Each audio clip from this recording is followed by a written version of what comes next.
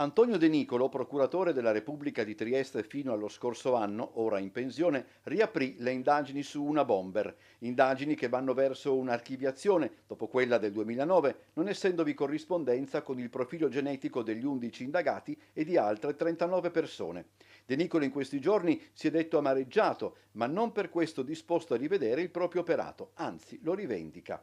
Nel momento in cui un magistrato della Procura della Repubblica inizia un'indagine, non sa dove porterà, non sa se porterà qualcosa di positivo oppure no. Si fa l'indagine per questo. È un dovere funzionale degli uffici inquirenti, quello di aprire le indagini cercando di arrivare a qualcosa di positivo, ma senza selezionare in anticipo quelli in cui è prevedibile si arriverà a un risultato positivo e quelli in cui invece potrebbe anche accadere di non arrivare al suo risultato. Sarebbe una follia in un regime di azione penale obbligatoria quale abbiamo noi in Italia. Più nello specifico, De Nicolo motiva così la propria decisione. Mi sono limitato a prendere atto di una richiesta che proveniva da due persone offese di riapertura delle indagini, mi sono limitato a considerare che in effetti i progressi della scienza, in particolare della genetica, potrebbero portare qualche risultato nuovo e quindi d'intesa con il collega Federico Frezza, che era stato il magistrato che aveva qualche anno prima archiviato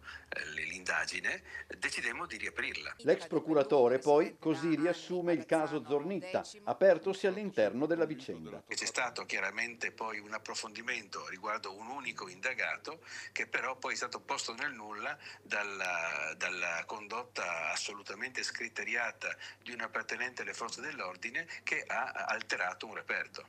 A questo punto, questa condotta qui, una volta scoperta, ha posto la parola fine all'acquisizione di prove nei confronti di quell'unico indagato. Questa infine è la considerazione di Antonio De Nicolo su una bomber, l'attentatore capace di tenere in scacco Veneto e Friuli dal 1994 al 2007, con 34 colpi messi a segno. È un fatto molto grave di terrorismo, anche questo purtroppo non si è accertato se si tratta di una sola persona o come potrebbe essere forse più probabile per certi aspetti almeno di due persone.